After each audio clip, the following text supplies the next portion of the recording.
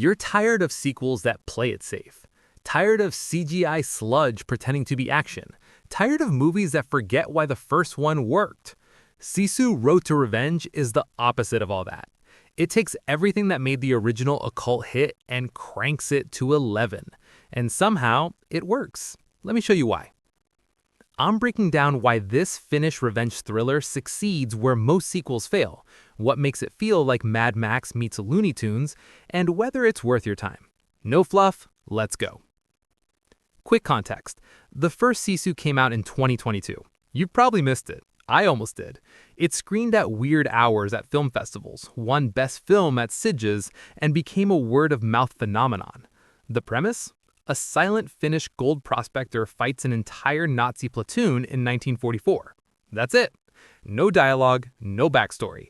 Just one man refusing to die while Nazis try increasingly desperate ways to kill him.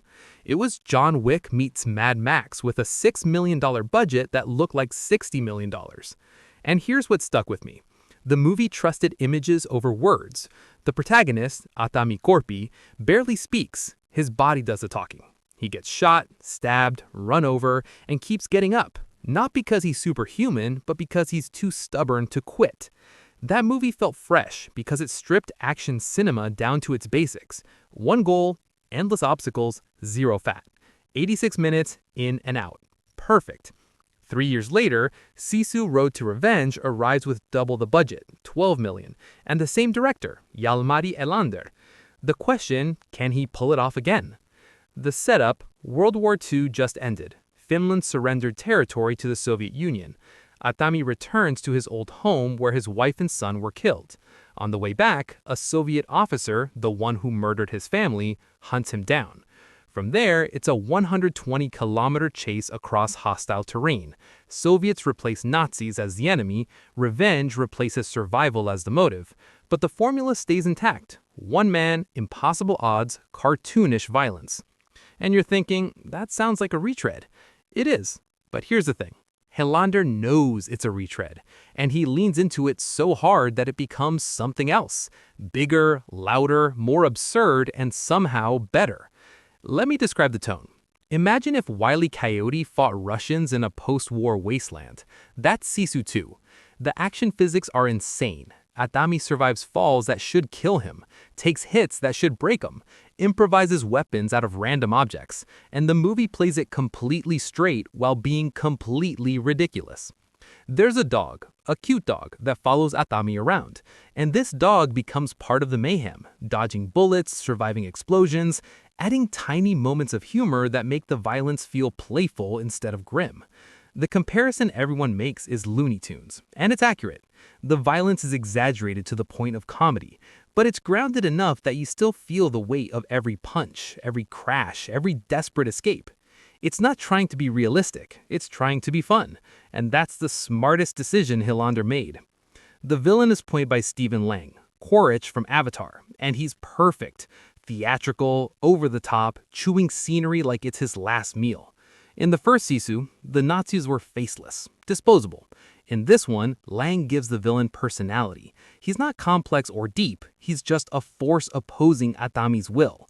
Two stubborn men crashing into each other until one breaks.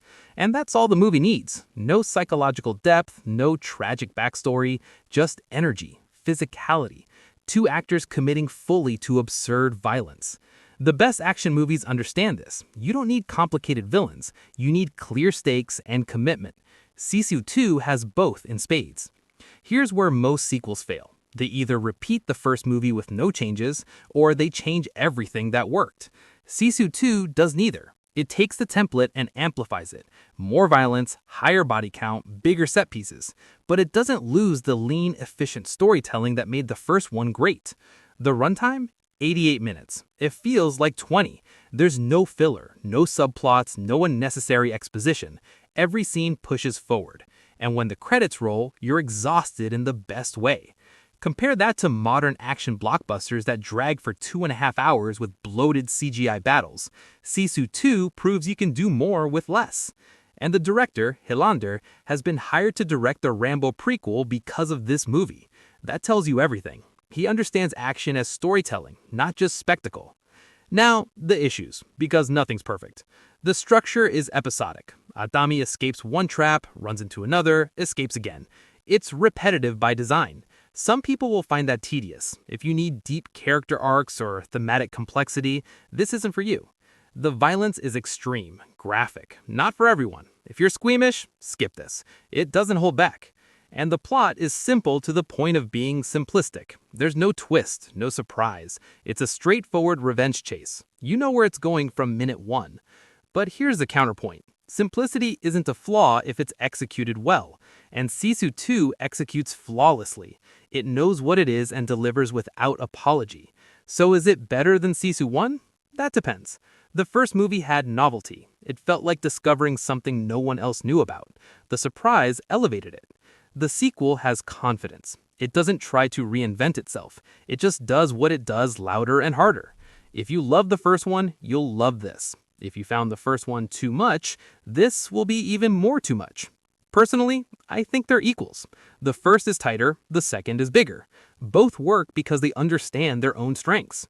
And honestly, in a year full of lazy franchise movies, having a sequel this committed to being exactly what it promises is refreshing. Final verdict. Sisu Road to Revenge is one of the best action sequels in years. It's violent, absurd, relentless, and fun. The action is visceral, the pacing is perfect, the runtime is tight, and it respects your time by never pretending to be something it's not. Not because it's deep or profound, but because it's exactly what it should be. A Finnish revenge thriller that plays like a live-action cartoon and somehow nails every beat. If you like Mad Max, John Wick, or just pure unfiltered action, watch this. If you want complex drama, skip it. If this helped, hit like and subscribe. Let me know, are you Team Sisu or nah? See you next time.